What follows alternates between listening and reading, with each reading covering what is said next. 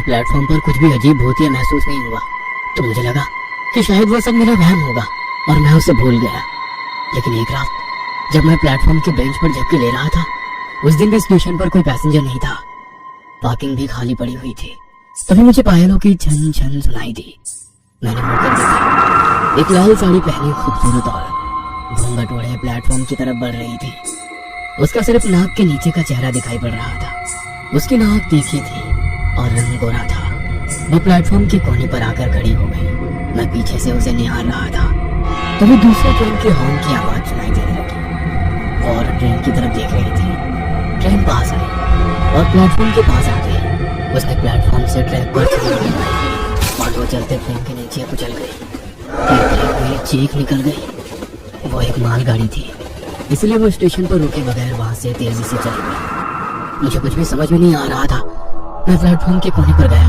Track पर उस औरत की कटी लाश पड़ी हुई थी। उसके कटे हुए शरीर के टुकड़े जैसे हाथ और पांव तड़प रहे थे। वो देख मेरे रोंगटे खड़े हो गए और मैं सुरेश की तरफ भागते हुए चला गया। सुरेश जल्दी चल, एक औरत ट्रैक के नीचे कूद गई और ट्रैक पर मरी पड़ी है। क्या? औरत ने ट्रैक के नीचे छलांग लगाई? हाँ, लेकिन कब? अभी अभी वो ट्रेन के नीचे कूद गई। क्या बात कर रहा है? अभी कौन सी ट्रेन गुजरी है यहाँ से? क्या ये क्या बोल रहे हो?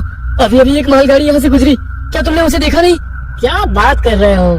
आज कोई भी मालगाड़ी यहाँ से गुजरने वाली नहीं थी। इस समय मेरे होश ही उड़ गए। तो फिर मैंने जो देखा वो क्या था? मैं मन ही मन बोला, क्या फिर से मुझे वहम तो नहीं हुआ? मैंने अपने आप से पूछा और फिर भागते हुए ट्रैक के पास पहुंचा। लेकिन इस बार भी मुझे ट्रैक पर कोई लाश दिखाई नहीं पड़ी। मुझे कुछ भी समझ में नहीं आ रहा था कि मेरे साथ क्या हो रहा है। मैं सोचने लगा कि कहीं मैं पागल तो नहीं हो रहा।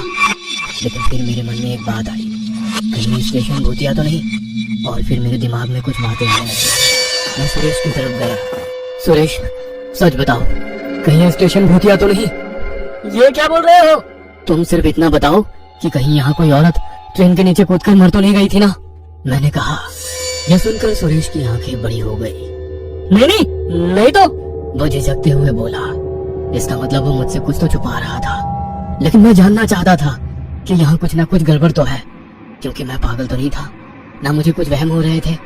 इसका मतलब ये था कि मेरे साथ जो कुछ घटनाएं घट रही थी वो भूतिया ही थी। तभी मुझे पायलों की छन छन सुनाई दी। मैंने आवाज की तरफ देखा तो मैंने देखा कि दूर अंधेरे से वही लाल साड़ी वाली औरत हमारे पास चलते हुए आ रही थी। सुरेश, क्या वो तुम्हें औरत दिख रही है? मैंने सुरेश से पूछा और उसकी तरफ देखा तो सुरेश के पसीने छूट चुके थे। वो आंखें फाड़कर उस औरत को देख रहा था। नहीं तो वहाँ कुछ भी तो नहीं है। लेकिन मैं जानता था कि सुरेश झूठ बोल रहा है।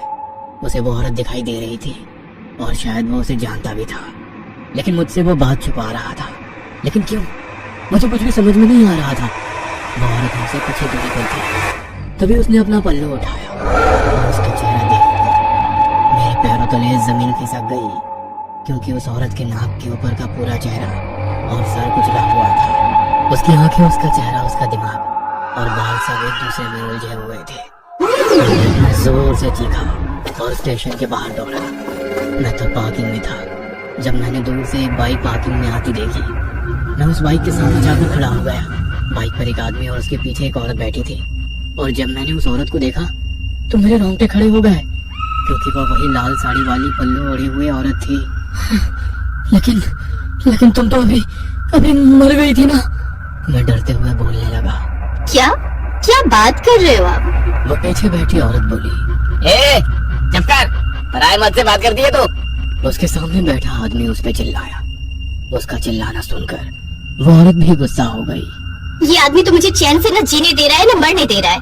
वो गुस्से में बोली और बाइक से उतर गई और बैग लेकर रेलवे स्टेशन की तरफ चली गई। उस आदमी ने उसे रोकने के लिए कहा, लेकिन वो नहीं रुकी। यह देख वो गुस्सा हो गया और वो आदमी उसे गालियां देते हुए वहीं बाइक पार्क कर उसके पीछे गुस्से में भागा। मैं देखना चाहता था कि आखिर ये क्या हो रहा है। कुछ देर पहले वो तो औरत मेरे आंखों के सामने मर गई और फिर उसका भूत भी मुझे दिखा था, लेकिन वो जिंदा इंसान की तरह कैसे हो गई? इसलिए मैं भी प्लेटफॉर्म पर पहुंच गया। वो दोनों प्लेटफॉर्म के कोने पर खड़े थे। तभी दूसरी ट्रेन की हॉर्न की आवाज आई। वो आदमी काफी डर गया था और उस औरत के सामने हाथ जोड़ रहा था। तभी उसने उस आदमी को रेलवे ट्रैक पर धकेला और चलती ट्रेन ने उसे कुचल दिया। ये देख, मेरी आंखें फटी की फटी रह गई। वो मालगाड़ी उस आदमी को कुचल रही थी। तभी उस औरत ने मेरी तरफ देखा और मुस्कुराई। तभी एक हवा का झोंका आया और उसका पल्लू उसके सर से उड़ गया और फिर मुझे दिखाई दिया उसका कुचला हुआ आधा चेहरा और सर। इसका मतलब वो सच में भूत प्रेत या फिर आत्मा थी। तभी मैंने देखा कि प्लेटफॉर्म की बाईं तरफ से वो गला कटा हुआ छोटा बच्चा मेरी तरफ चलते हुए आ रहा था। दूसरी ओर से वो बूढ़ा सरकटा आदमी मेरी तरफ रोते हुए आ रहा था। तभी मालगाड़ी की सभी बोगियां वहां से चली गई और ट्रैक से उस औरत का बच्चे भी खड़ा हो गया और प्लेटफॉर्म पर चढ़ गया। वो सभी मरे हुए लोग मेरी तरफ बढ़ रहे थे। तभी मुझे सुरेश की याद आई। सुरेश! मैं चीखा और टिकट काउंटर पर चला गया। तो मैंने विंडो से देखा कि पूरे कमरे की दीवार पर खून की छींटें उड़ी हुई थी। मैंने कुर्सी देखी तो कुर्सी पर सुरेश की सरकटी लाश पड़ी थी। इसका मतलब उस आत्मा ने उसे भी मार डाला था। शायद तभी जब मैं रेलवे स्टेशन से पार्किंग की तरफ भागा था वो लोग मेरी तरफ बढ़ रहे थे, इसलिए मैं रेलवे स्टेशन से भागा और रास्ते से भागने लगा। तभी मुझे टांगे की आवाज आने लगी। मैंने पीछे देखा तो एक सफेद घोड़े वाला टांगा मेरी तरफ ही आ रहा था। मैंने टांगे को रोकने के लिए हाथ किया और जब वो टांगा मेरे पास आया मुझे दिखाई दिया कि उसमें एक आदमी बैठा था जिसके धड़ पर केवल खोपड़ी थी, बिना चमड़ी वाली खोपड़ी। उसके हाथ में एक मैशेटी था। वह देख मेरी सांसें तेज हो गई। वो टांगे वाला भी एक भूत था। वो मैशेटी लेकर मेरे ऊपर झपटा, लेकिन मैंने उसका हाथ पकड़ लिया और उसे धक्का मारकर मैंने उसके हाथ से मैशेटी छीन लिया और फिर मैंने उसकी खोपड़ी उसके धड़ से काट दिया। मैं गुस्सा हो गया था। जब उसने हलचल बंद की तब मैं शांत हो गया। तभी मेरी नजर टांगे में रखे एक बैग पर गई। मैंने उस बैग को उठाया और उसमें उस टांगे वाले की खोपड़ी और मैशेटी डाला, क्योंकि मैं सब लोगों को दिखाना चाहता था कि सच में मैंने भूत देखे थे। क्योंकि मुझे पता था कि बिना सबूत के सभी लोग मुझे पागल कहेंगे, लेकिन मैं पागल नहीं हूँ। मैं अपनी जान बचाते हुए वो बैग लेकर रास्ते में भाग रहा था कि तभी मैंने पीछे से बस आती देखी और फिर आप लोगों ने मुझे बचा लिया, वरना वो लाल साड़ी वाली औरत मेरी जान ले लेती। सत्या ने अपनी आप बीती बताई थी। उसकी आप बीती सुनकर ड्राइवर, कंडक्टर और आसपास बैठे 4-5 पैसेंजर डर के मारे सुन्न पड़ गए थे। तभी कंडक्टर की नजर सत्या के पैर के नीचे रखी बैग पर पड़ी। क्या इसी बैग में उस टांगे वाले की भूत की खोपड़ी है? हाँ, क्या आप लोग देखना चाहोगे? वह बैग अब खून से भीग चुकी थी। नहीं, मैं नहीं देख पाऊंगा। बगल वाली सीट पर बैठा बूढ़ा सत्या से बोला। तभी बस के पीछे से एक गाड़ी जोर जोर से हॉर्न मारने लगी। ड्राइवर उस कार से तंग आ गया था। शायद वो कार वाले उस बस को रोकने के लिए कह रहे थे। ड्राइवर ने बस की स्पीड धीमी की। तभी वो कार आगे निकल गई और उसने रास्ता रोक लिया। ड्राइवर ने बस रोक दी। तभी उस कार से 2 आदमी नीचे उतरे। कंडक्टर ने दरवाजा खोला। वैसे वो आदमी बस में चढ़ गए और पीछे की सीट की तरफ चले गए। कौन है ये लोग? शायद पैसेंजर्स हो। तभी एक आदमी ने सत्या की गर्दन पीछे से पकड़ ली और उसे दबोच लिया। सत्या के हाथ बैग की तरफ जाने लगे। उसने बैग उठाकर बैग खोली और उसमें से मैशेटी हाथ में लिया। तभी बस में चढ़े दूसरे आदमी ने उसका मैशेटी वाला हाथ पकड़ा और सत्या के हाथों से बैग नीचे गिर गया। बैग नीचे गिरते ही उसमें से एक आदमी का कटा सर नीचे गिर गया। वो कटा सर देख पैसेंजर्स की चीख निकल गई। बस में चढ़े 2 आदमियों ने सत्या को दबोच लिया। उसमें से एक आदमी चिल्लाया, शांत हो जाओ सब लोग, ये आदमी पागल है। कुछ दिन पहले पागल खाने से भागा था और इसने अभी कुछ दूरी पर रास्ते पर एक कार वाले का खून किया है और उसका सर काटकर बैग में रखकर वहां से भाग निकला। ये सुनकर ड्राइवर, कंडक्टर और बस में बैठे सभी पैसेंजर्स के होश उड़ गए। इसका मतलब सत्या क्या पागल था और वो टांगे वाली भूत को नहीं बल्कि एक कार ड्राइवर को मारकर उसका सर बैग में लेकर भाग रहा था। यह सुन सत्या पागलों की तरह चीखने लगा, पागल नहीं हूँ मैं, पागल नहीं हूँ मैं। वो लाल साड़ी वाली औरत सच में है, वो सच में है। उन लोगों ने सत्या को दबोच लिया था, जिसके बाद उन्होंने उसके हाथ पांव रस्सी से बांधकर उसे कार में बिठा दिया। लेकिन ड्राइवर और कंडक्टर को सत्या की पूरी कहानी सुननी थी कि असल में वो पागल कैसे हुआ और वो जिस रेलवे स्टेशन का किस्सा सुना रहा था उसका आखिर मामला क्या था। उन्होंने उन दो आदमियों को सत्या के बारे में पूछा। वो लोग पागलों के अस्पतालों में ब्रदर थे। उन्होंने बताना शुरू किया। ये पागल सत्या एक पहाड़ी रेलवे स्टेशन पर वॉचमैन का काम करता था। लोग कहते हैं कि वो स्टेशन भूतिया है।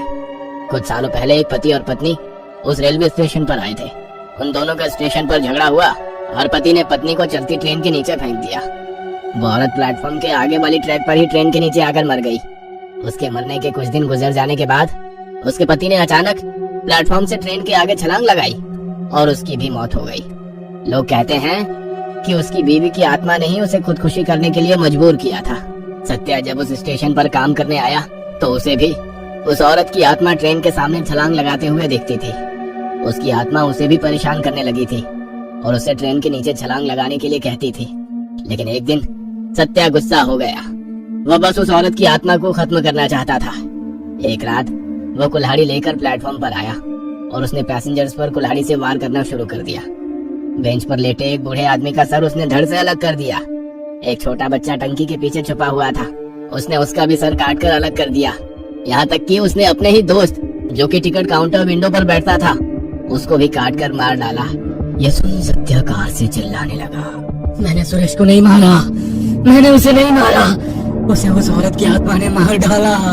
उसके बाद पुलिस ने सत्या को पकड़ लिया। तब उसने बताया कि हर आदमी में उसे वो औरत दिखाई दे रही थी, इसलिए वो हर किसी पर कुल्हाड़ी से वार कर उसे मारने की कोशिश कर रहा था। अदालत ने उसे पागल करार दिया। तब से वो पागलों के अस्पताल में ही था। अभी कुछ 4-5 दिन पहले वो वहां से भागा था। सत्या के बारे में सुनकर ड्राइवर और कंडक्टर का घसा सूख गया था, क्योंकि वो भी सत्या से बचे थे। भगवान का आशीर्वाद था, इसलिए सत्या को ड्राइवर और कंडक्टर में वो औरत नहीं दिखाई दी और वो दोनों जिंदा बच गए। सत्या अभी भी पागलों के अस्पताल में भर्ती है और उसे आज भी उस लाल साड़ी वाली औरत की आत्मा दिखाई देती है। Yeah.